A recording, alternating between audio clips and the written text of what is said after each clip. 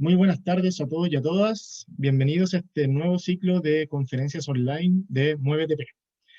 El desarrollo de habilidades socioemocionales es el principal tema que nos han planteado las comunidades escolares este año 2021.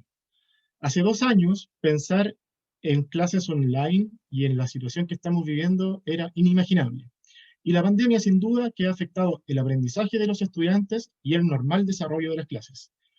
Por eso, hoy nos acompaña Verónica López, directora del Programa de Apoyo a la Convivencia Escolar PACES de la Universidad Católica de Valparaíso, y también nos acompaña Juan Pablo Álvarez, coordinador del programa, para conversar sobre currículum y desarrollo socioemocional, avances y desafíos de la educación técnico-profesional.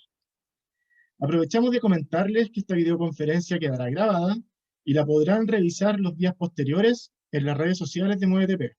Nos pueden encontrar en Instagram, Facebook, LinkedIn y Twitter, con @MueveTP. Hola Verónica, hola Juan Pablo, bienvenidos y muchas gracias por acompañarnos este día. Hola a todos, muy buenas tardes. Encantada de estar aquí con ustedes. Mi nombre es Verónica López, soy profesora de la Escuela de Psicología de la Universidad Católica Valparaíso, donde dirijo el programa Apoyo a la Convivencia Escolar.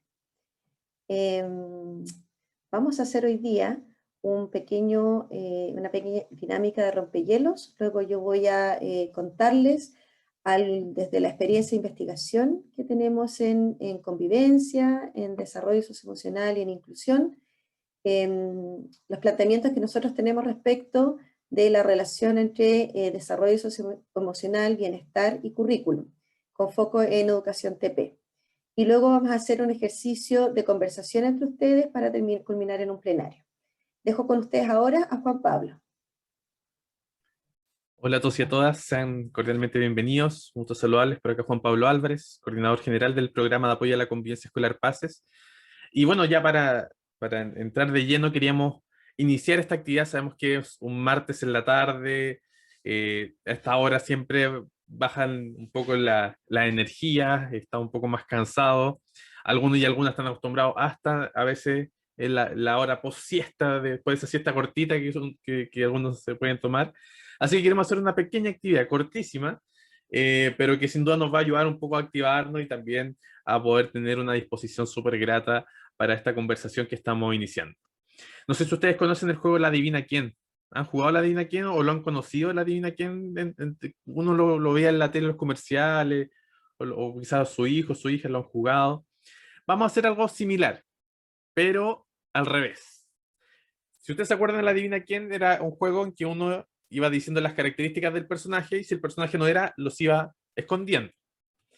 Vamos a hacer algo contrario, vamos a ir encendiendo o mostrando los personajes que vamos a hacer nosotros cada vez que yo diga una consigna que ustedes cumplan ese criterio. Entonces, ¿cómo se juega esto? Para empezar, vamos a tener todas las cámaras apagadas. Les pido a todos y a todas que acá apaguen sus cámaras ahora, cortito, exacto. Vamos a hacer una pequeña prueba para ver si se entiende la lógica. Apagando sus cámaras, sus cámaras. Entonces, este es el ejercicio, un ejemplo. Enciendan sus cámaras todos aquellos o aquellas que se encuentran hoy día en esta charla organizada por MueveTP sobre currículum y desarrollo socioemocional. Entonces, ustedes tienen que encender. Ya, bien, súper. ¿Se entiende la lógica? ¿Sí? Perfecto. Ya. Apaguen sus cámaras de nuevo. Apagar rápido, rápido, rápido. Enciendan sus cámaras aquellas personas que durante esta pandemia se han terminado al menos 2 series de televisión, Netflix, YouTube, lo que sea. Ah, y hay varios. Hoy tienes un nombre ahí en el chat, solamente para saber, para tenerla ahí de referencia, para cuando uno la quiere ver, le puede servir a otros de ustedes, ¿no? Mira, The Good Place, ahí por ahí están ya tirando algunas recomendaciones. La Reina del Sur, teleserie mexicana, muy buena la teleserie mexicana. Súper bien. Apaguemos las cámaras de nuevo, por favor. Exacto, vamos apagando las cámaras. Veo algunos con cámara encendida. ¿Ah? Enciendan sus cámaras aquellas personas que durante la pandemia hayan aprendido a lo menos 2 recetas de cocina nuevas. Estos son los Masterchef de la pandemia. Oscar dice ahí, entre comillas. Perfecto, los Masterchef. ¿Cuál es su plato especial? ¿Ah? ¿Cuál es la especialidad? Pastel de choclo. Mira, qué rico, dice Claudio. Puré de brócoli. Mira. Súper, Charquicán. lenteja roja. Charquicando comenta Oscar, súper bien, ají de gallina. Oye, pero puro chef. Yo, arroz con huevo. No. Vamos con la última. Con la última ya estamos entrando en confianza. Apaguemos nuestras cámaras. Perfecto. Ya, esta tienen que decirlo con sinceridad, ¿ya? Esta es íntima. Es una pregunta íntima. Enciendan sus cámaras aquellas personas que en este momento estén usando pantuflas. Sin temor, sin temor. Perfecto. Muchas gracias Nancy, Fernanda, José, María José. Yo también debo admitir que tengo por acá unas pantuflas. ¿Vieron? Perfecto, ¿no? Un aplauso para ustedes. Hay un aplauso virtual y ahora pueden encender las cámaras o mantenerla apagada dependiendo, pero queríamos iniciar con esta pequeña actividad, una actividad muy simple que también la pueden utilizar ustedes dentro de sus propios contextos educativos y que sirve para entrar en confianza, para distender el ambiente y para entretenernos un poco. A veces esto de las pantallas nos obliga como a ser muy ejecutivo y de repente también es importante pasarlo bien, aunque sea unos minutitos. Bueno, tal como planteaba Carlos, nos han invitado a poder hablar justamente de temáticas sobre desarrollo emocional, socioemocional y currículum. Y partir con esta actividad para nosotros tenía un poco alta coherencia en el sentido de poder generar un espacio de bienestar en este pequeño rato, en esta un poco más de una hora que vamos a estar trabajando. Así que darle la más cordial bienvenida y espero que la conversación que ahora vamos a iniciar sea una conversación grata. Les pedimos que por favor todos sus comentarios, preguntas las vayan planteando en el chat. Luego de la presentación vamos a tener tiempo para conversar entre nosotros, entre ustedes, así que la idea es poder ser un espacio lo más grato, con buena disposición y con interacción posible. Así que sean muy cordialmente bienvenidos y bienvenidas y para iniciar ya esta presentación dejo con ustedes a Verónica. Verónica. Muchas gracias, Juan Pablo.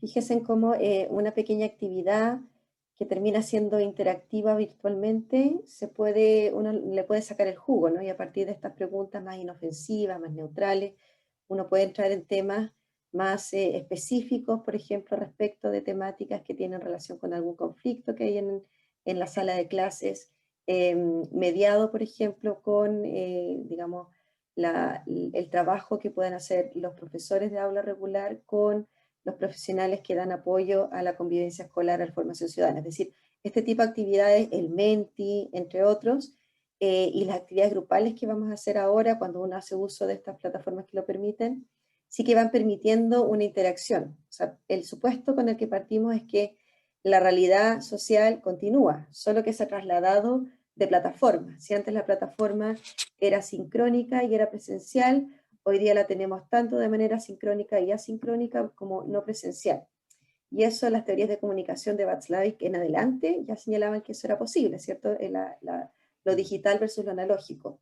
Hoy día estamos viviendo eso y eso no significa que las relaciones humanas, las interacciones y el desarrollo social emocional no exista o deje de producirse. No necesitamos la presencialidad y la sincronía permanente para desarrollarnos como seres humanos y para generar lazos. Lo que pasa es que no sabemos tan bien cómo hacerlo como lo hacíamos antes. Entonces creo que aquí estamos todos aprendiendo y me gustaría compartir con ustedes, tengo una presentación que tiene que quiere desarrollar tres grandes ideas. La primera es, lo que vamos a conversar son algunos avances, pero también algunos desafíos en la educación técnico profesional en función de esta relación que hay entre currículum y desarrollo socioemocional, que en realidad, como nos señalaba Carlos cuando nos invitó a esta sesión, es una pregunta engañosa porque uno pudiese pensar que en realidad vienen de la mano, ¿cierto? Y que no deberíamos hacernos ni siquiera esa pregunta. Pero muchas veces pasa que en realidad la tenemos bastante disociada como en nuestro quehacer pedagógico. Las ideas claves son las siguientes. Primero, que si pensamos que la educación no es solamente el logro de la habilitación a una vía laboral, sino también el desarrollo de un proyecto de vida vital, de calidad, estamos pensando, y si pensamos que la educación es un derecho social, ambas ideas nos mueven a un planteamiento de la educación como con perspectiva inclusiva. Y eso quiere decir permitir que todos los niños, niñas y adolescentes, con independencia de su nivel socioeconómico, de su capacidad cognitiva, de su orientación sexual y identidad de género, de sus identidades culturales, etc. La semana pasada me pidieron hablar en la Comisión de Educación respecto a las aulas hospitalarias. También es el caso, por ejemplo, para los niños, niñas y adolescentes que están en situación de enfermedad crónica grave, los niños migrantes, etc. Es decir, que independiente de la condición de base y de la manera en que esas intersecten, podamos ofrecer unas trayectorias educativas que sean dignas, que sean justas y que permitan lograr proyectos de vida que además contribuyan a la sociedad. Y eso implica necesariamente avanzar en juntar currículum con desarrollo socioemocional y valores prosociales. Esa es una primera idea importante. La segunda es que en realidad la pandemia es una crisis, pero como toda crisis trae oportunidades, la pandemia también ha traído oportunidades para repensarse el currículum hacia un currículum más inclusiva, y ya no solo para reflexionar respecto de eso, sino hay muchos establecimientos, algunos de ellos TP, que han avanzado en rediseños curriculares y que queremos compartir una de esas experiencias de Chile hoy día con ustedes, más inclusivo con foco en el bienestar.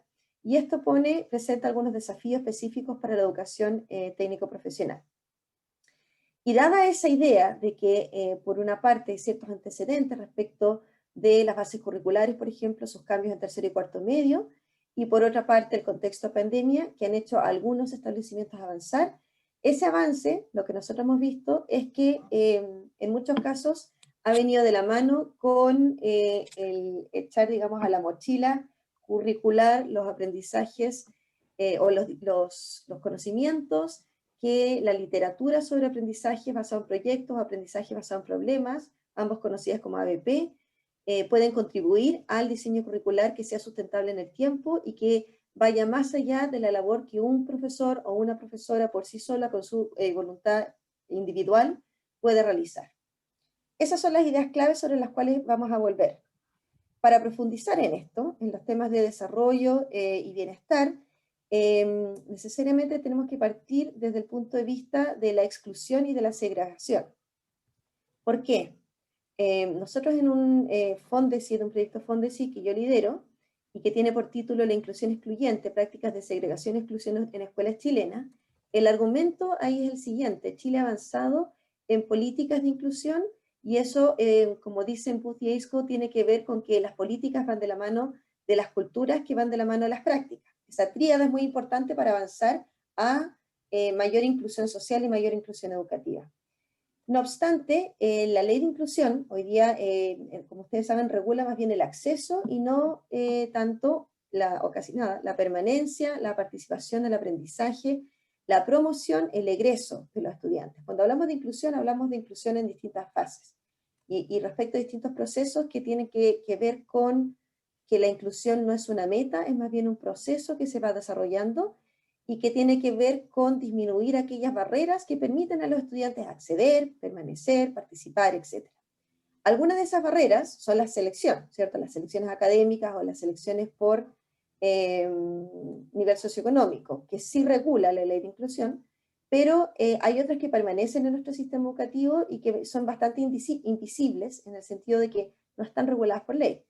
Algunas de ellas son las prácticas de disciplina punitiva, entendidas como sanciones contra estudiantes que impliquen que éste abandone la sala de clase por un periodo significativo de tiempo y que no implican diálogo ni reparación.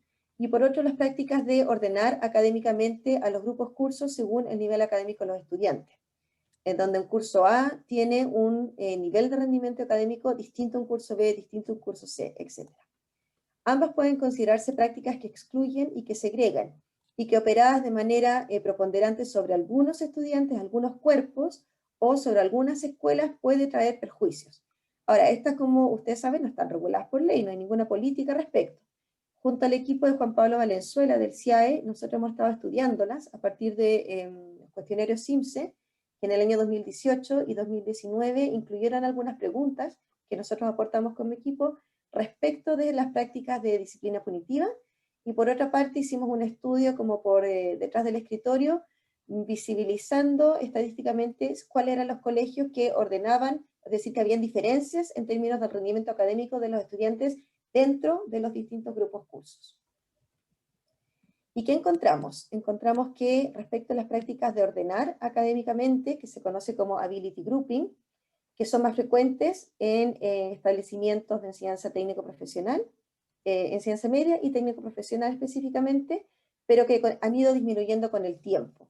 Si ustedes se fijan, perdón, en la línea, la flecha que es de color verde, así como la que es de color azul, va bajando con el tiempo, y abajito están los años. O sea, entre el 2010 y el 2015 van disminuyendo significativamente las prácticas que son de ordenar académicamente a los estudiantes, a pesar de que eso no está regulado en la ley de inclusión, nada dice respecto de eso. Pareciera que hay un efecto de la cultura, de una cultura no solo escolar, una cultura social, ¿cierto? Una ciudadanía que empieza a legitimar, a cuestionar el discurso de la meritocracia como justificativo de la segregación y a legitimar una mayor inclusión o menor segregación dentro del sistema. Respecto a las prácticas punitivas, les quiero mostrar estos resultados porque guardan relación con la educación técnico-profesional. Buenas tardes. Buenas tardes. Lo que encontramos ¿Constanza? es que... Hola, ¿cómo ¿puedes estás? apagar, Hablas por favor, con Claudia Roblero, Liceo Bicentenario Claudia Manuel de Roblero, Sala. ¿Cómo si puedes, estás? por favor, apagar el micrófono. Porque Qué bueno, gracias. muy bien, gracias. Oye, No sé estuvimos cómo viendo... continuar. Las prácticas punitivas anuales son ampliamente utilizadas. Eso fue lo que encontramos haciendo un análisis de todas las escuelas que en el 2018 rindieron CIMSE, en sexto, en octavo y en segundo medio.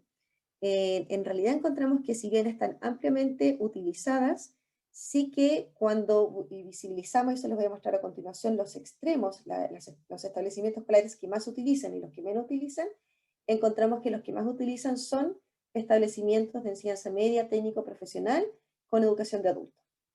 Y los que menos utilizan son establecimientos particular pagados o establecimientos que son de tipo más confesional, y ahí en el fondo cuestionamos, por eso la pregunta de la inclusión excluyente. ¿De qué manera al incluir lo hacemos excluyendo, segregando a los estudiantes de entrada? Bueno, en cualquier caso, el uso de estas prácticas punitivas se asocia a un peor rendimiento de los estudiantes en el CIMSE, bastante, y aún ahora que estamos controlando el efecto estadístico de la causalidad que puede implicar, porque es un poco el huevo y la gallina, ¿cierto? O sea, el estudiante es disruptivo en el aula, se porta mal, pero, y entonces recibe mal rendimiento en CIMSE, pero ahí como la causalidad es difícil de distinguir, con unas técnicas que son estadísticamente más estrictas, aún encontramos un peor desempeño del estudiante, que dice recibir más prácticas de disciplina punitiva, y también de los colegios, cuyos estudiantes y apoderados dicen recibir más prácticas punitivas.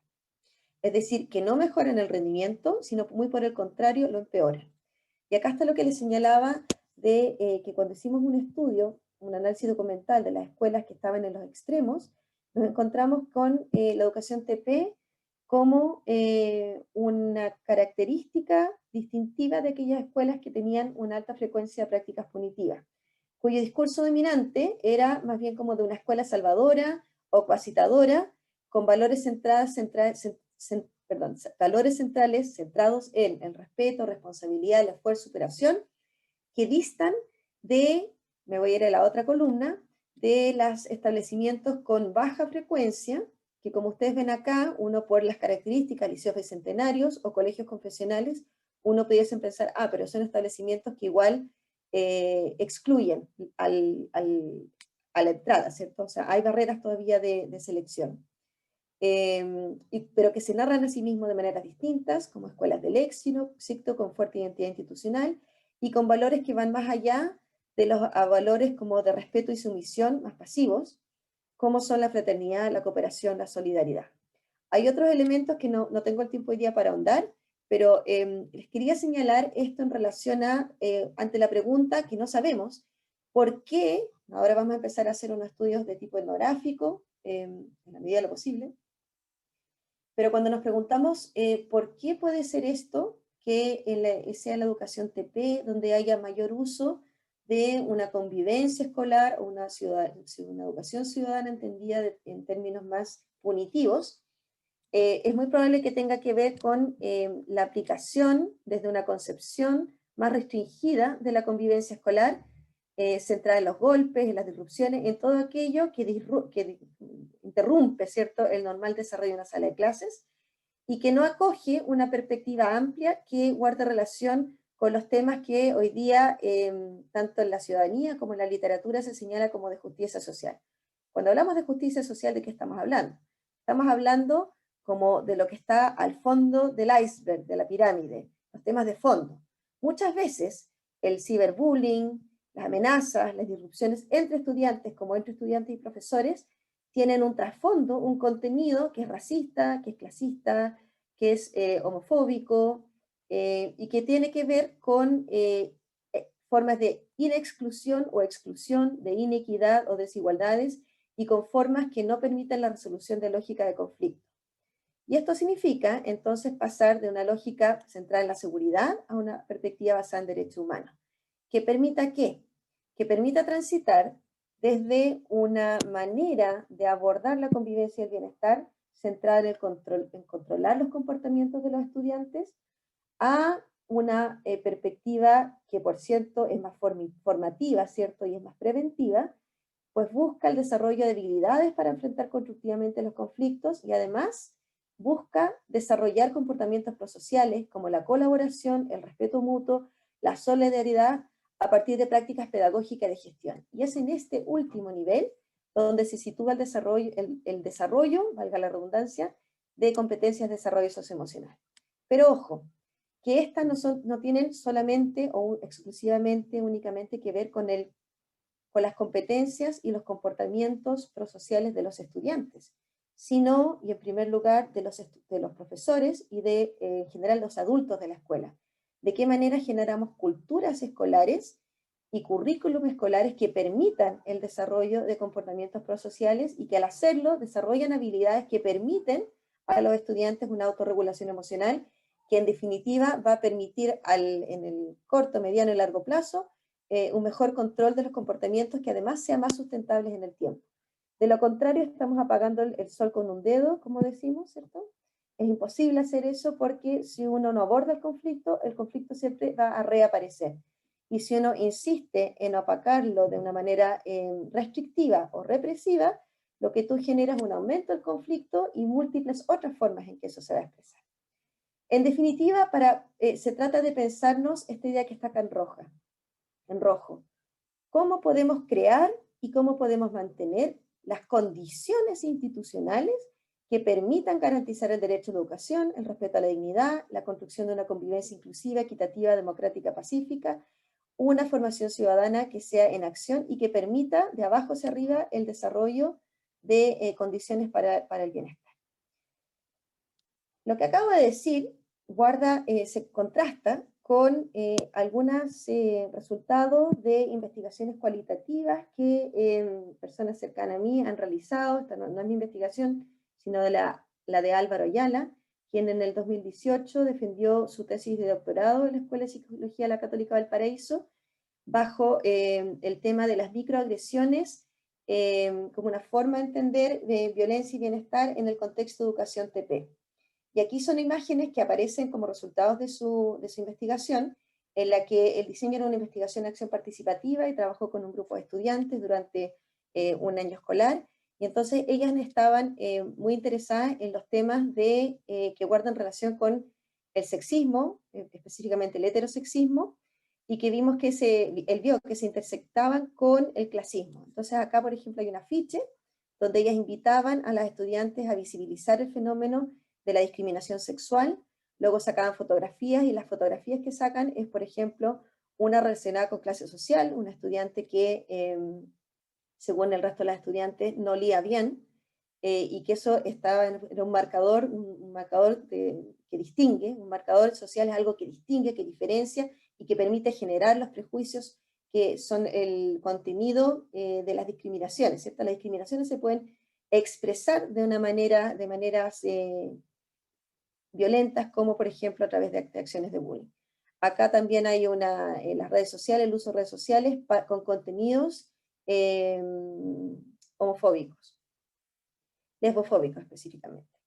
Eso es una forma de entender como interacciones negativas entre estudiantes, pero que tienen que ver, si uno mira el fondo de la pirámide del iceberg, con situaciones que expresan heterosexismo intersectado con clasismo. Ahí estamos hablando de justicia social, en el sentido de entender que en lo profundo de esas capas hay diferencias sociales, socioculturales, que hacen que las alumnas se distingan entre sí y que los contenidos entonces guardan relación con eso. Y para abordar el conflicto hay que abordar esto de manera formativa. Hay que hablar del heterosexismo, hay que hablar del clasismo.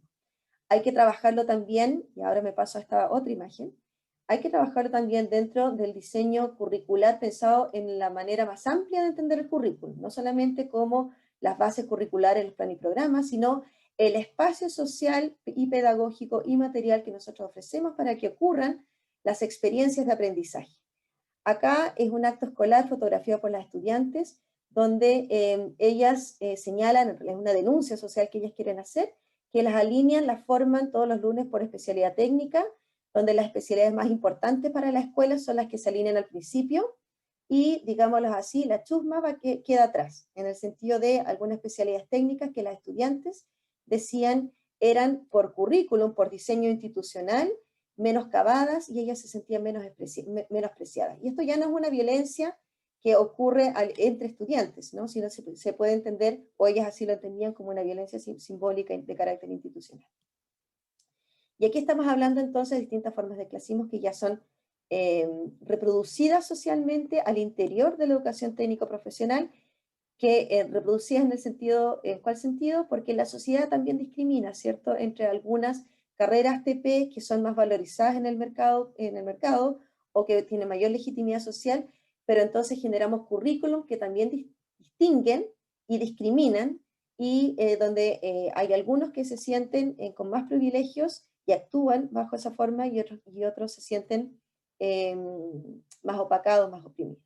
Y esto nos lleva al tema de currículum. En esa investigación que realizó Álvaro Ayala, él también revisó los perfiles y las competencias declaradas en los perfiles de las carreras, y dio cuenta de cómo también habían diferencias en términos de cómo se pensaba, se proyectaba un currículum, desde las competencias hasta los propios planes y programas.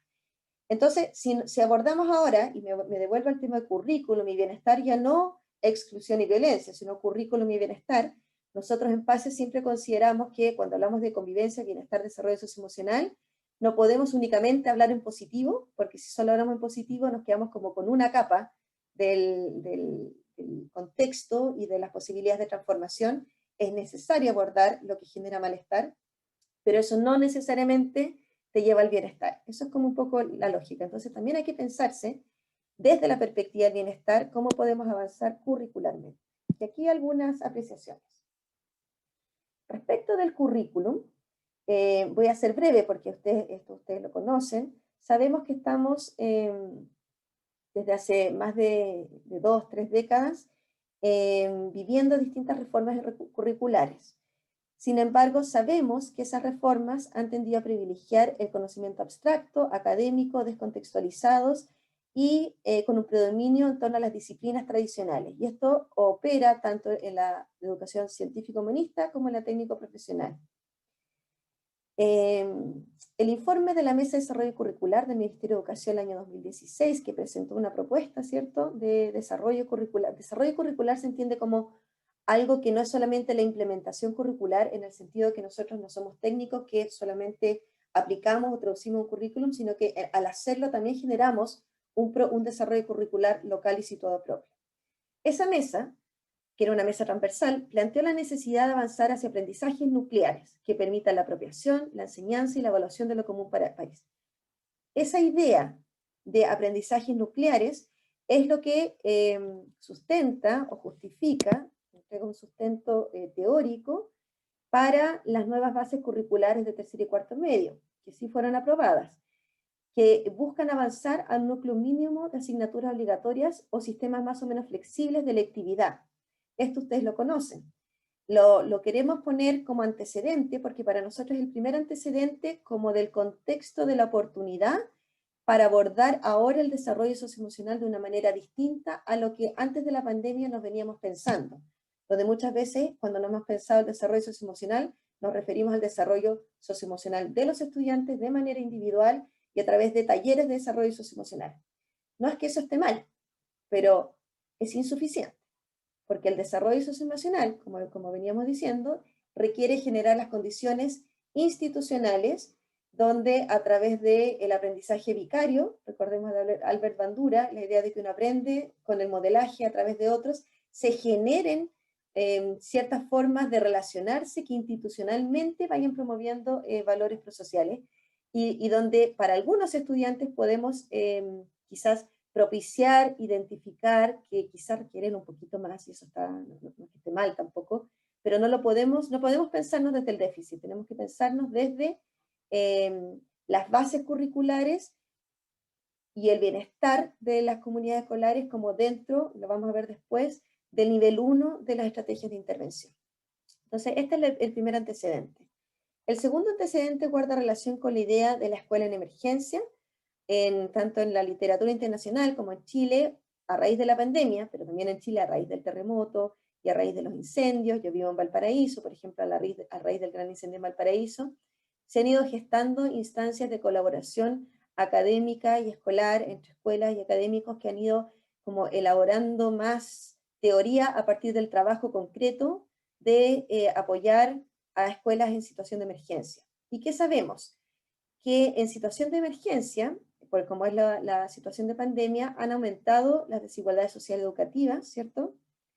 Sabemos, constatamos diariamente que las familias tienen dificultades y que posiblemente, muy probablemente, esto está generando alteraciones, interrupciones de trayectoria educativas. Hoy día, por ejemplo, el Ministerio de Educación o ayer señaló que ha aumentado un 130% la interrupción de kinder, y eso va a tener consecuencias respecto de la lectoescritura, ¿cierto? O sea, va a haber un retraso. Hay cosas que uno ya lo ve venir, y si viene un retraso, les va a llegar a ustedes en 10 años más, y a nosotros en la universidad nos va a llegar en 15, o sea, eso se viene, y es cierto. Ahora, también es cierto que hay diversidad en las respuestas institucionales de los distintos tipos de establecimiento para apoyar el aprendizaje, y que no solo tienen que ver con las condiciones de conectividad digital que tienen y no tienen nuestros estudiantes, y todas las encuestas del año pasado dejaron eso muy en claro, sino que también tiene que ver con las trayectorias propias de las escuelas y como los aprendizajes organizacionales, de haber, por ejemplo, estado previamente en otras situaciones de emergencia, de haber caminado conjuntamente de manera mancomunada en rutas más orientadas a la mejora escolar y a lo preventivo o no. Lo cierto, entonces, es que en términos curriculares hay una necesidad muy clara, que lo han expresado muchos de ustedes, en avanzar a una mayor flexibilidad del currículum. Cuando empezó la pandemia en marzo 2000, abril, mayo, o sea, es decir, hace un año, a esta fecha en mayo muchas escuelas y liceos y colegios seguían enviando las guías. Se enviaban guías, cada profesor enviaba su propia guía y teníamos a los estudiantes absolutamente saturados, uno sin poder conectarse, pero aunque el que pudiera conectarse y pudiera tener el papá, la mamá, el cuidador al lado ayudándole, igual así era una bruma. Entonces, muchas escuelas, establecimientos, se dieron cuenta de que no podíamos replicar el currículum tal y cual, porque es imposible. Nadie podía aguantar tanto rato, ¿cierto? En el mejor de los casos, con el Classroom, con el Zoom, con el Meet. En los casos que son la mayoría, a través del WhatsApp, a través de las cápsulas que ocupan menos datos, y en el peor de los casos, hay establecimientos que todavía siguen enviando las guías, que se las van a dejar, o los papás tienen que ir. Esa es la realidad nuestra, y eso está bastante todavía segmentado, segregado por nivel socioeconómico. Lo claro está, es que hay una necesidad de avanzar a una flexibilidad del currículum, hay por lo menos en tercero y cuarto, hay cierta avance, ¿cierto?, en términos de la política institucional nacional para eso, y también hay ciertas experiencias que quiero ahora comentar con ustedes. En lo que respecta a la educación TP, se han visto bastantes dificultades en términos de las prácticas, la inserción laboral, y eso pone un desafío mayor al tema de la posibilidad de poder avanzar hacia una flexibilización del currículum. Cuando hablamos de currículum, hablamos de, esas son preguntas claves que señalaba Cole en 2007 y también el año pasado, nos preguntamos por qué enseñar, pero también cómo, cuándo, qué, cómo, para qué y para quiénes, ¿cierto? Y lo importante acá es la necesidad de revisitar, de volver a visitar conceptualmente las nociones de desarrollo, de aprendizaje, de cultura, porque en la era post-Piaget y en la era post-Bloom, en realidad sabemos que el aprendizaje no se da de manera lineal y estancado por años curso. Es decir, tenemos por defecto, casi en todos los países del mundo, lo que hacemos es agrupar a los estudiantes por edad cronológica, pero eso no siempre se da que haya una relación, ¿cierto?, entre la edad cronológica y los desarrollos de las competencias de lectoescritura o de operaciones matemáticas, por ejemplo. O la cercanía que tienen los estudiantes respecto, en educación TP, a las realidades que tienen respecto de los trabajos y de los oficios que se están desarrollando. Y entonces, y aún así, eso, en un contexto de pandemia, te pones ante una situación mucho mayor. Entonces, las preguntas que acá nos hacíamos y que intentamos dar algunas luces a través de la propuesta de la Mesa Social COVID, que en su sección de educación publicó el año pasado propuestas en educación con 3 ejes. Uno de esos ejes, un eje era currículum, otro era bienestar y otro era conectividad.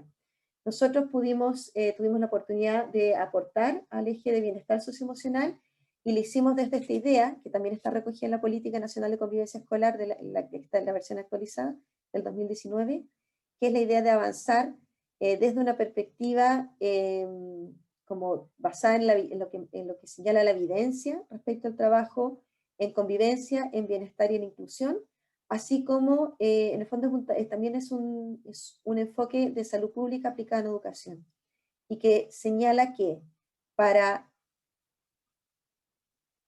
proteger o mejorar o resguardar el bienestar de las comunidades escolares, esa es una primera idea fuerza. No solamente tenemos que centrarnos en el bienestar de los estudiantes, sino que en el bienestar colectivo de la comunidad escolar. ¿Y cómo hacemos eso? Primero, fortaleciendo las comunidades escolares a través de lo que es bueno para todos. Lo que es bueno para todos es un buen currículum, en este caso un currículum flexible, enriquecido, que permita a los estudiantes poder desarrollar aprendizajes significativos desde esta idea de aprendizaje nuclear. Yo creo que lo que propuso la Mesa de Desarrollo Curricular es una idea muy clave. Fue también recogida por el Colegio de Profesores el año pasado con la idea de la nuclearización curricular. Está a la base de las propuestas de ABP, y nosotros hemos sido testigos en Chile de algunos establecimientos, entre ellos TP, que han trabajado de esta manera, donde las personas que están al servicio, digamos los profesionales, que están al servicio del desarrollo profesional, no son únicamente los psicólogos o trabajadores sociales o los encargados de convivencia escolar, que se les suele pedir esto, una atención individual. A cada estudiante se le atiende individualmente. En un contexto de pandemia eso es imposible, en realidad en contexto presencial también es imposible, pero ahora lo vemos con mayor claridad. Entonces, la recomendación es pasar primero por estrategias de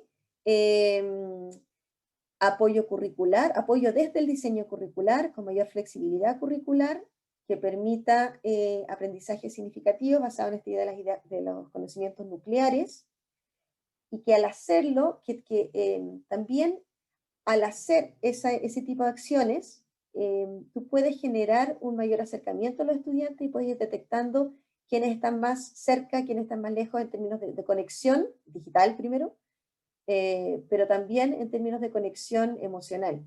Y eso va a ir permitiendo, si ustedes son, por ejemplo, sostenedores, identificar aquellas escuelas que pueden estar en más riesgo, con más dificultades, o si son equipos directivos, aquellos cursos, o si son profesores, aquellos estudiantes también, que pueden requerir más apoyos. Esos estudiantes pasan luego esos estudiantes, ¿cómo los detecto, cómo los identifico? Porque son los estudiantes que persisten las dificultades, tienen respuestas que nos parecen que pueden no ser las mejores, las más pertinentes, las más adecuadas, que no responden de la misma manera que el resto, que los apoderados siguen angustiados. Entonces, quizás estos estudiantes sí requieren pasar a un segundo nivel, que se llama nivel 2. Estos son, en el fondo, modelos de escuela total, Whole School Approach en inglés, que son multiniveles. En el nivel 2 está recomendado para aproximadamente un 20% de los estudiantes, no para todos los estudiantes. No podemos generar acciones de apoyo focalizado a todos los estudiantes, porque aquí requerimos redistribuir los recursos humanos, redistribuir los tiempos, también los recursos materiales, los servicios de apoyo. ¿Qué tipo de servicios de apoyo? Por ejemplo, psicopedagógicos, pedagógicos, psicosociales, tanto a algunas escuelas como a algunos cursos, a algunos estudiantes. Entonces, por ejemplo, si tú haces un diagnóstico socioemocional acá, que contempla cómo están las familias económicamente, pero también sanitariamente, y te das cuenta que hay quizás algunos estudiantes que viven en ciertos sectores, necesitan más apoyo, vas a focalizar los recursos en ese sector. Esas son estrategias de nivel 2. Cuando ves que esos estudiantes aún requieren algún apoyo adicional, que eso se espera que ocurra entre un 5 o un 10% de los estudiantes, solo ahí tú activas tus redes para la atención individual de esos estudiantes. Y eso es lo que te va permitiendo generar las condiciones para el bienestar. Si tú, me devuelvo, solo diseñas estrategias a este nivel, eso lo hace no sustentable en el tiempo. Eso además hace muy probablemente que te estén centrando en el control del comportamiento y no atiendas a los elementos más profundos, ¿cierto?, del iceberg o de la pirámide que revisamos. El desafío entonces es cuidar el bienestar de estudiantes, de familias, de todos quienes trabajan, pero bajo un bienestar entendido no de una perspectiva individual, sino colectiva y pensando en la sostenibilidad en el tiempo. Pues bien, para terminar, nosotros quiero contarles dos otros resultados de investigaciones que hemos estado llevando a cabo. Uno es un estudio cualitativo para ver qué están haciendo las escuelas para generar estas condiciones, o sea, porque ellos mismos nos hablan de eso, ¿no?, de las condiciones necesarias para propiciar o resguardar el bienestar. La investigación era sobre el bienestar socioemocional y las respuestas eran sobre las condiciones. Estas son entrevistas a equipos directivos, profesores, apoderados, estudiantes y asistentes de la educación. Y fíjense, lo que está en rojo es la adecuación de las estrategias pedagógicas como una condición fundamental para poder resguardar el desarrollo del bienestar de los estudiantes. Obviamente, propiciar la conectividad digital y de manera progresiva. Trabajo coordinado con las familias y también dentro de las escuelas. Fortalecimiento de las redes de apoyo pedagógicas y también psicológicas y psicosociales. Y un elemento muy importante que tiene que ver con la idea del bienestar de la comunidad son los esfuerzos de contención emocional hacia los docentes. Si lo pensamos, el currículum desde una perspectiva no cerrada, centrado en el CIMSE, o centrada en estándares que unifican y que en el fondo lo que se piensa un currículum como un proceso lineal, acumulativo en el tiempo, con un foco en el progreso y por tanto en la cobertura curricular, que es un poco la dinámica que hemos venido en Chile desarrollando desde hace por lo menos 2 décadas. Eso hace que el currículum sea poco adaptable al contexto, eso hace también que se conciba a los docentes como técnicos y eso genera barreras para la inclusión en términos del currículum para la inclusión. Pero si nos pensamos en un currículum abierto, que da importancia a las diferencias de los estudiantes, donde el énfasis está en los procesos, eso permite que sea más fácil poder rediseñar, pensarse como institución en el rediseño curricular para el bienestar de las comunidades escolares, haciendo uso de herramientas que ya existen, ¿cierto?, que ya son tan disponibles. El CPIP hace cursos de ABP. Hay organizaciones donde ustedes también pueden acceder.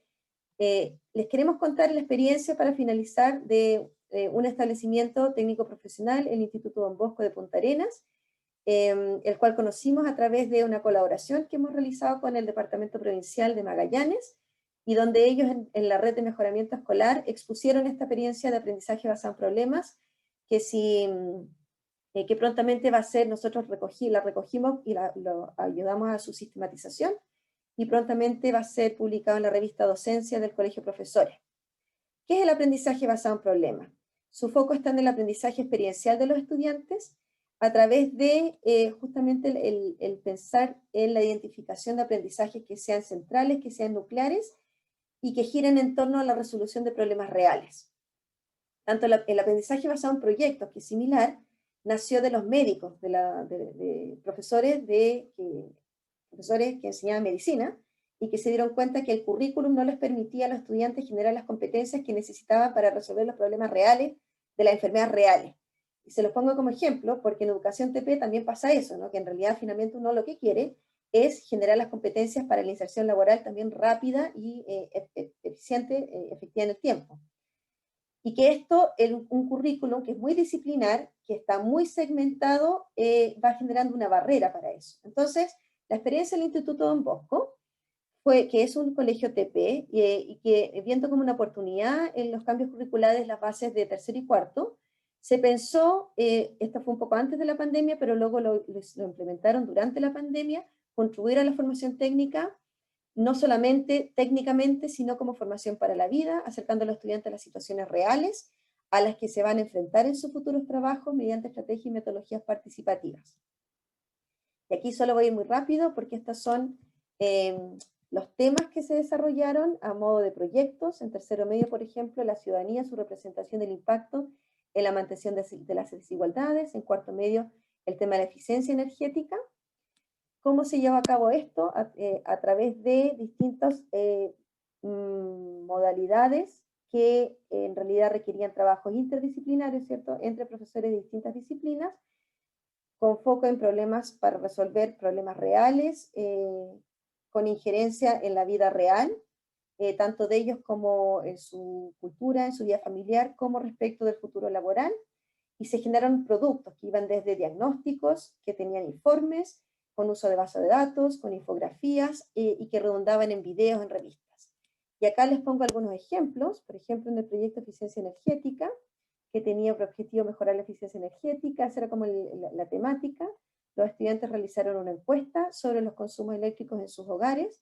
Luego, a partir de eso, se generó un análisis de datos utilizando Excel. Entonces, ahí también está el desarrollo como las competencias laborales transversales. Generaron informes con planteamiento de problema, presentación de resultados, discusión y recomendaciones. Y eso luego se pasó con apoyo de otros docentes, porque estos, acuérdense, son interdisciplinarios. Se generaron entonces folletines, afiches, que eran utilizados tanto dentro del establecimiento como entregados a las propias familias de los estudiantes.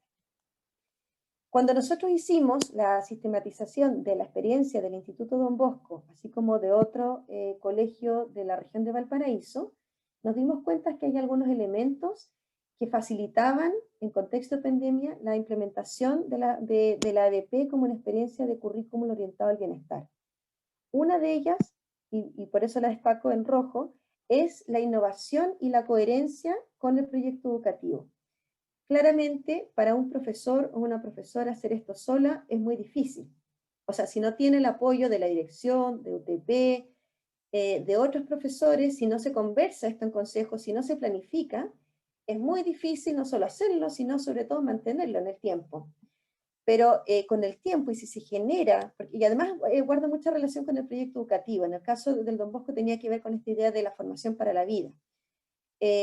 Al hacerlo, eso genera un trabajo colaborativo, porque requiere, no solo requiere, sino lo va generando, es una manera de ir generando trabajo colaborativo que permite el mayor apoyo mutuo entre docentes, y que va de la mano entonces con formación docente y reflexión pedagógica. Naturalmente, hay experiencias previas a la pandemia que lo facilitan, y las experiencias que nosotros hemos recogido son experiencias que ya habían partido algunos años antes, haciendo algo más chiquitito, en un curso, entre el profesor de historia y la profesora diferencial del PI, en el caso del otro establecimiento, o entre el orientador y un profesor más en el área de las ciencias, en el caso del Instituto Don Bosco. Vuelvo entonces a las ideas clave. La primera es que para promover prácticas inclusivas en educación técnico-profesional, que es un anhelo, ¿cierto?, que tenemos como país, en el sentido de poder dar mayor garantías de inserción laboral, pero también de cumplimiento de proyectos de vida, eso implica necesariamente avanzar a el desarrollo de estrategias de desarrollo emocional y valores prosociales dentro del currículum, no solo de manera externa como talleres o apoyos individuales a ciertos estudiantes. El modelo de escuela total, el modelo pirámide, permite por una parte reconocer que sí eso es necesario, pero restringirlo al caso de algunos estudiantes que previamente han participado por los niveles 1 y 2 anteriores y que requieren de una mayor respuesta educativa por parte de nosotros. La segunda idea clave es que tanto la discusión educativa, más allá de las bases curriculares tercero y cuarto, es una discusión en general, así como los efectos de la pandemia y la oportunidad que eso entrega, ha obligado a repensar el currículum y ha permitido avanzar, en algunos casos que nosotros hemos visualizado, en experiencias de acercamiento a un currículum que permita atender a las realidades de los estudiantes y con eso a sus desafíos, a sus anhelos, a sus sueños, y con eso estamos dando una respuesta educativa al desarrollo de habilidades socioemocionales de los estudiantes que además sean sustentables en el tiempo porque van generando las condiciones institucionales para poder hacerlo. Y para eso, nosotros lo que hemos visto al menos, y ahí ustedes podrán ahora compartir cuáles han sido sus propias experiencias, que las experiencias de hacer uso de ABP parece que para algunos establecimientos les ha funcionado. Muchas gracias y ahora dejo con ustedes a Juan Pablo. Perfecto. Muchas gracias, Verónica. Si podéis dejar de compartir la pantalla. Justamente, bueno, vamos a tener un espacio de preguntas para también poder ir planteando algunas de las cosas que se han mencionado en el chat o consultas que pueden tener en relación a la presentación que hizo Verónica. Pero antes de eso queríamos armar un espacio un poco distinto, ¿no? Distinto a esta dinámica que solemos tener en los webinars, ¿no? De presentar y de preguntar, sino que queremos plantear, primero, respecto a las consultas que están haciendo, tal como comentó Carlos al principio de esta actividad, va a quedar registrado en video esto en las redes sociales de MoveTP, así que ahí le vamos a mandar también todo el material. Y el espacio que queremos proponerles a continuación es justamente que podamos compartir, ¿no? Y qué en particular nos interesa poder compartir. Nos parece que es interesante, dentro de esta lógica de currículum y bienestar socioemocional o desarrollo socioemocional, identificar cuáles son las estrategias que ustedes ya están desarrollando. Porque claramente, como lo han mencionado, alguien lo mencionó por ahí en el chat, y me imagino como lo han ido viendo a partir de la presentación y de los temas y de las ideas claves que nos ponía Verónica en su relato, ¿no?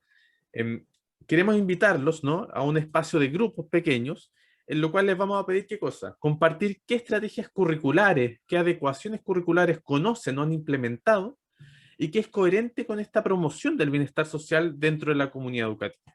Ya sea que podamos identificar y relevar las cosas que estamos realizando, que conocemos, y ir compartiéndola con otros, porque si hay algo que nosotros hemos visto a partir de la experiencia durante la pandemia, es que cuando se comparten estas estrategias es cuando más enriquecimiento hay de las prácticas educativas.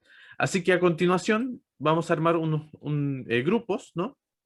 Y cada uno de estos grupos tendrá 12 minutos para poder trabajar respecto a esta pregunta orientadora que se las dejé en el chat.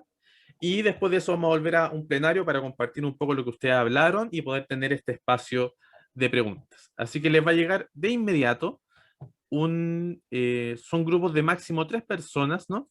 Aleatorios, y les acaba de llegar una invitación que dice que si se quiere unir al grupo le van a aceptar y automáticamente va a ser transportado, ¿no?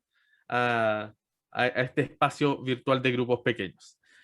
Así que vamos a trabajar de aquí, unos 10, 12 minutos, vamos a estar avisándoles por el chat y volvemos para hacer el plenario y cierre de esta actividad. Juan Pablo, disculpa, me había excusado con Carlos de que...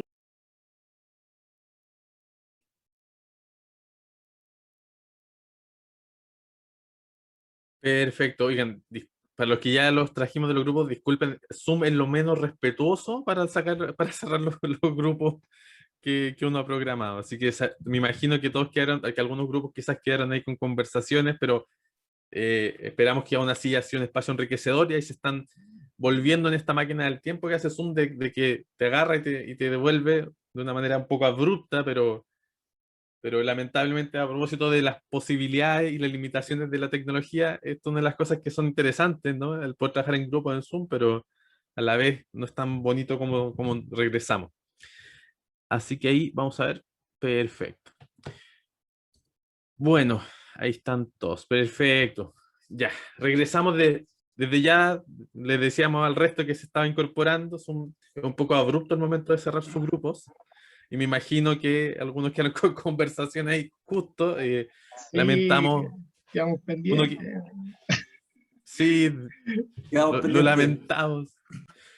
Pero aún así queremos que nos quedemos con las experiencias que se comentaron, que sin duda son muy enriquecedoras, y por lo mismo, la idea ahora sería poder abrir, ¿no?, un espacio de conversación, de preguntas, tanto respecto a los elementos que se plantearon durante la presentación, pero también respecto a aquellos elementos que a ustedes les llamó la atención o destacan de la conversación que tuvieron entre ustedes, ¿no?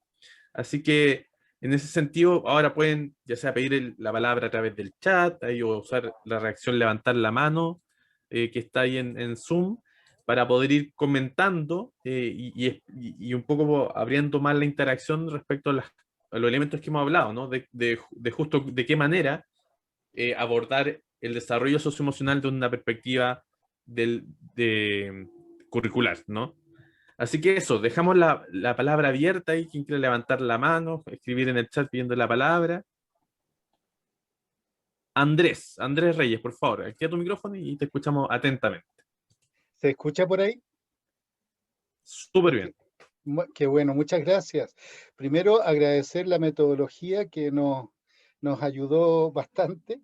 Yo me encontré yo estoy desde Temuco en este momento, me encontré con María Elena Mena, que está en Santiago, en un liceo TP, en una comuna, y después con mi otro compañero, que, chuta, el nombre, si me ayuda, ¿cómo se llamaba? Ronnie, El Ronnie, disculpa hermano, disculpa. Y con Ronnie, que está en otro liceo TP, también en Santiago, en dos comunas, y lo que coincidíamos un poco era que la vulnerabilidad socioeconómica de los liceos TP, en los cuales está, es bastante alta, y el primer problema que aparecía frente a cualquier tema hoy día era la conexión. ¿Ya? Así que eso como primer tema. Segundo, que el tema del autocuidado, tomárselo en serio. Y cuando dice auto, es auto. Como decía ahí la compañera de allá de Santiago, yo me tomo para mí también, ya, si no tengo que esperar que otros me hagan autocuidado, sino yo también me hago mi propio autocuidado, ya, porque hay un deterioro de la salud mental que ha sido paulatino desde el año pasado a ahora, ¿ya? Hay aprendizaje interesante de todas maneras, pero no deja de ser. Un tema adicional que yo quisiera destacar es una palabra, una frase, que yo la escuché en marzo con profesores de Punta Arenas. Cuando partimos diciendo cómo estamos, una profesora dijo, para mí esto es un marzo-noviembre. ¿Ya? Y cuando lo dice así, los que estábamos con todas las cámaras abiertas, y el no verbal de todos fue, sí, compartimos contigo. Es un marzo-noviembre. ¿Ya? Quería destacar esos elementos que también reflejan un cansancio, que se ha intentado hacer el día, ¿cierto? Este diagnóstico integral de aprendizaje, especialmente con lo socioemocional, y se ha ido avanzando un poco, al parecer también con las duplas psicosociales dentro del área de convivencia escolar, ¿ya? Pero se choca primero con el problema de conexión, que aparece muy fuerte también. Yo por ahí me quedaría por ahora, porque la riqueza también de la conversa queda ahí. No sé si alguien más quiere. Gracias. Muchas gracias, Andrés. Sin duda, sin duda. Yo creo que tú planteas muy bien, y dentro de la conversación del grupo, la manera en cómo hay elementos transversales comunes, a pesar de la diversidad geográfica de nuestro país, que hay problemáticas que compartimos, y cómo en el bienestar sin duda es algo que efectivamente a todos nos ha pegado, y no solamente el contexto escolar, sino el contexto social, pero cómo desde ahí se van desplegando ciertas estrategias, algunas como ustedes mencionaban, quizás que sí son de corte más de autocuidado, pero como siempre es fundamental, un poco lo que plantea Verónica de la pirámide, de la base, ¿no? De cómo institucionalmente también se van generando mecanismos de apoyo a través de los equipos de convivencia, de los profesionales psicosociales que nos permitan de alguna manera mitigar aquellos efectos negativos de la pandemia que sabemos que existen, ¿no? Así que muy interesante, Andrés, muchas gracias por compartir con nosotros. Ahí no sé si alguien más quiere compartir lo que trabajaron, lo que comentaron, o quizás también en referencia a la presentación.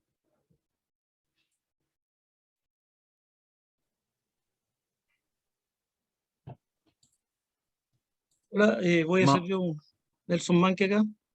Yo no pude participar, justo me llamó mi jefatura cuando estábamos participando en la sala, así que no pude.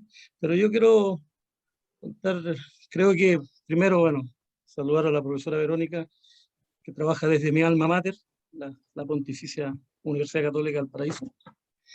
Creo que el tema socioemocional, sobre todo con lo que decía recién el compañero en sectores populares, yo trabajé 14 años en Cerro Navia, Colegio Popular, donde nosotros tuvimos un programa de educación emocional. Los 2 primeros años intentamos instalarlo, primero los adultos. Nosotros hicimos un trabajo con nosotros, de poder expresar sentimientos, emociones, para después bajarlo. Nosotros trabajamos con Juan Casasú durante estos 4 años, que fue súper interesante. A mí en lo particular, cuando yo era jefe técnico y encargado de la especialidad del colegio, creo que eso hace la diferencia. Nosotros en los años de experiencia, el trabajo o el plus socioemocional que se le da a los chiquillos es lo que los destaca después en los lugares de trabajo o en la continuidad de estudio, ¿ya? Porque ahí hay que hacer un trabajo no solamente de taller, yo en eso comparto que tiene que estar en el currículum y tiene que estar en todos, ¿ya? Yo de hecho puse ahí un link, comparto una experiencia que he estado siguiendo del Construyete de México, que ellos lo trabajan articulado con ciencia, con matemática, con lenguaje, con las especialidades. Y yo creo que esa es la respuesta. Es un tema que las neurociencias hoy día nos ponen a la base, y que si no trabajamos y no tenemos autocontrol, autoconocimiento, todos los temas, digamos, esto de lo socioemocional, el aprendizaje se diluye. Porque primero el estudiante tiene que reconocerse y poder trabajar desde sus capacidades, habilidades y competencias que nosotros queremos instalar en ellos, o ayudarlos más que nada. Por lo tanto, yo creo que el tema, y ligado a la ATP, yo creo que es una cosa súper interesante. De hecho, nosotros con la Fundación Luxemburg, nuestro proyecto fue educación socioemocional. Estamos trabajando con 3 colegios en la comuna de Peñalolén, que es donde estoy trabajando actualmente, y creo que eso va a hacer la diferencia. Yo creo que el tema socioemocional siempre ha sido como el hermano menor, el que no se mira, digamos, y creo que tiene una alta relevancia en los procesos educativos. Y hoy día, ligado, digamos, sobre todo a la base y la línea de base que nos dan las neurociencias, yo creo que ahí hay una cosa de reconocimiento por parte de nosotros también profesionalmente. Yo creo que ahí hay que reestudiar un poco e instalarlo, no solamente como talleres, sino, y pongo como también línea de base la vivencia de uno. O sea, yo creo que uno tiene que exponerse, ¿ya? Yo soy inicialmente profesor de educación física y creo que el tema de trabajarlo virtualmente es súper complejo, porque yo creo que la corporalidad hace mucho en este trabajo de lo socioemocional. O sea, el tema de reconocernos, de saber cómo somos, de encontrarnos con el otro, nos da una lógica diferente. Eso quería compartir, y disculpe de no haber participado en la sala, pero justo estaba resolviendo un problemita ahí. Así que muchas gracias y realmente yo no sé si el material lo vamos a poder tener, pero creo que la ponencia en general muy clara y muy coherente. Sí, Nelson, Y muchas gracias. aprovecho de contarles que mañana les vamos a mandar a todos el video de la presentación y la presentación. Así que mañana la van a tener, y si no pudieron participar o o tuvieron alguna dificultad, van a poder revisarla y poder comentarla junto a sus comunidades. Así que no hay problema con eso. Gracias. Adelante, Juan Pablo. Sí, Claudia nos tiene ahí, muchas gracias Nelson por ahí, por la intervención. Yo creo que un elemento clave, ¿no? De que a veces tendemos a pensar en el bienestar y el desarrollo socioemocional como algo diferente, como del currículum, cuando justamente de esta perspectiva amplia del currículum están imbricados absolutamente. Claudia pidió la palabra, por favor, adelante. Sí, gracias Juan Pablo, gusto de verte después de tantos años. Estuvimos juntos en un diplomado, no sé si te acuerdas. Bueno, Absolutamente, querida. Más que nada, el grupo que me tocó participar era una participante directora de la escuela, de un liceo de alto hospicio de la región de Tarapacá, y una persona representando a Ñuble, también en una escuela técnica por allá, así que hubo como harta diversidad, pero a pesar de diversidad sociodemográfica, pero a pesar de eso coincidimos mucho en la forma en cómo estamos trabajando en las escuelas técnicas. O sea, los tres coincidimos en que el foco del bienestar emocional es como una de las áreas más importantes. Nosotros también hemos estado trabajando harto desde el lado colectivo y sí también hemos logrado como tener una buena participación y adherencia y asistente de los estudiantes a las actividades tanto online como las actividades presenciales o semipresenciales. A pesar del contexto de pandemia, ha habido como buena participación. Las tres organizaciones educativas hemos tratado de ayudar en los accesos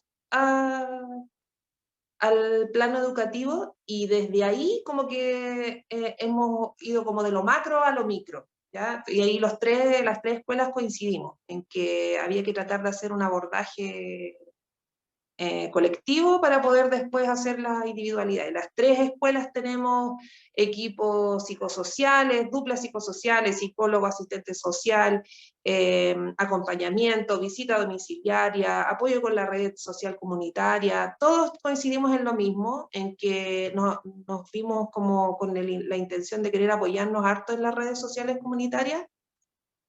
Y también que el foco con los jóvenes fuera harto el área del autoconocimiento, de la reflexión y del análisis respecto como a lo que podría venir, al enfatizar las competencias y las capacidades que están en este momento desarrollando los jóvenes. Yo creo que los jóvenes están viviendo en este momento el desarrollo de una capacidad que es la habilidad y la adaptabilidad a los cambios impresionante. O sea, ellos van a tener una capacidad de flexibilidad y de adaptación al cambio increíble, porque yo creo que ha sido la generación que más cambios ha tenido durante 2 años escolares, donde han habido enormidades de cambios respecto a metodología de enseñanza, respecto a los apoyos.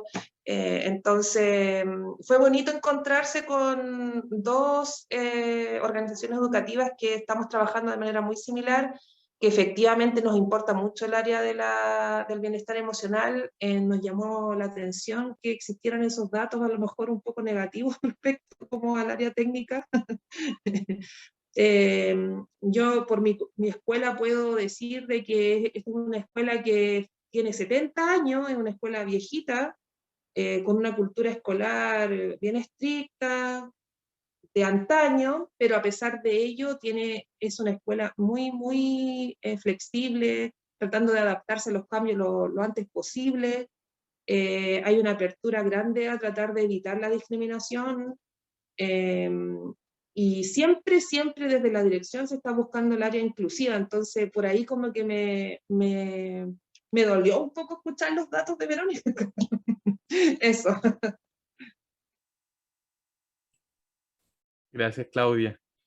Sí, o sea, yo creo que es interesante cuando uno ve las evidencias que van apareciendo también dentro de las investigaciones, porque justamente el aporte que ellas hacen es plantearnos realidades que o a veces quizás no las tenemos tan patentes, o que al menos nos hacen levantar la pregunta de cómo está nuestra comunidad educativa, y ahí tenemos el desafío de cómo avanzar hacia prácticas más inclusivas en la generalidad del sistema educativo y en todas sus modalidades.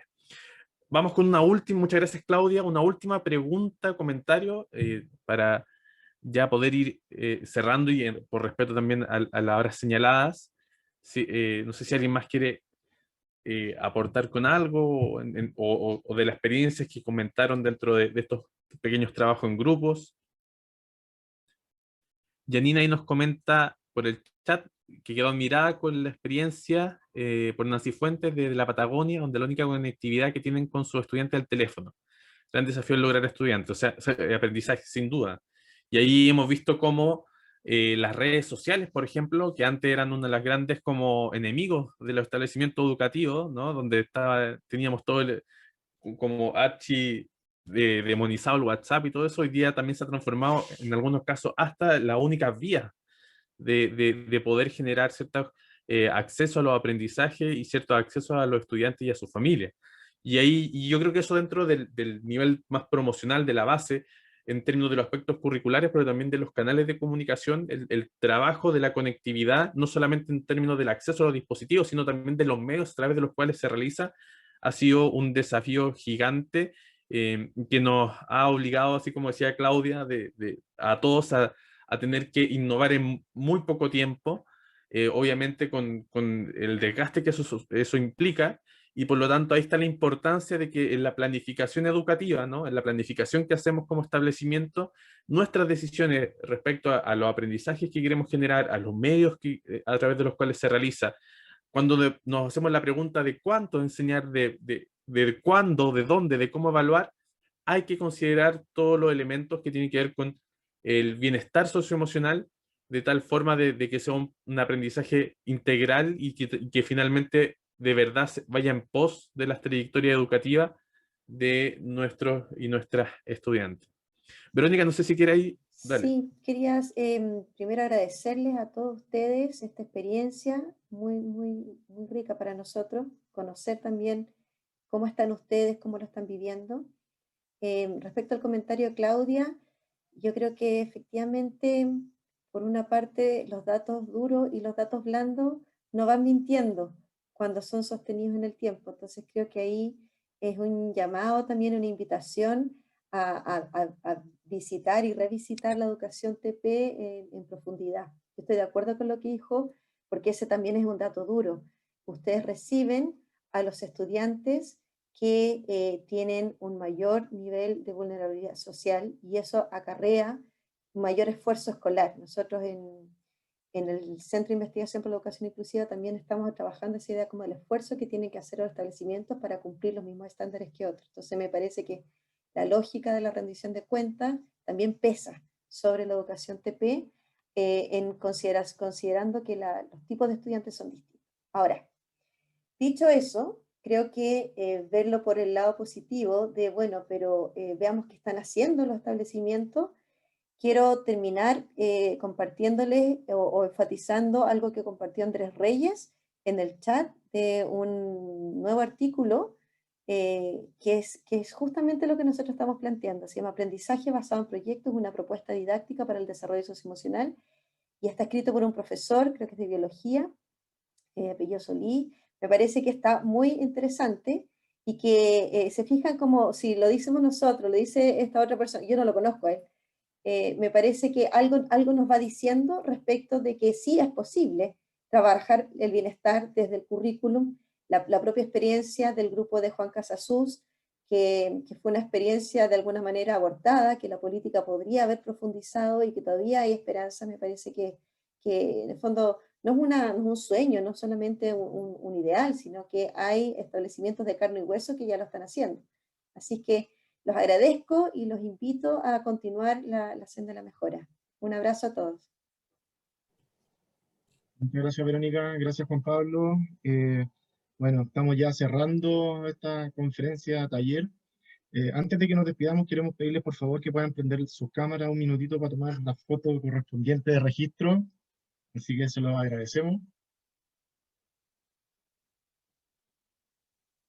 Excelente. Muy bien, a la cuenta de 3, sonrían. 1, 2, 3. Ya. Y vamos a tomar una más. 1, 2, 3. Perfecto. Eso, simplemente darle las gracias por su tremenda participación, la conversación que hemos sostenido, y aprovechamos de comentarles que desde mañana ya vamos a empezar a mandarle la presentación, el video, y en las próximas semanas vamos a seguir desarrollando otros tipos de conferencias y talleres que las mismas comunidades docentes nos han pedido. Así que, bueno, ustedes saben, si tienen dudas, consultas, sugerencias, o quieren tratar algún tema en particular, nosotros estamos disponibles para poder escucharlo y poder acceder a sus requerimientos. Así que muchas gracias a todos, muchas gracias Verónica, muchas gracias también Juan Pablo por la presentación y gracias a todos por esta participación. Gracias. Chao, Chao, saludos. chao, saludos.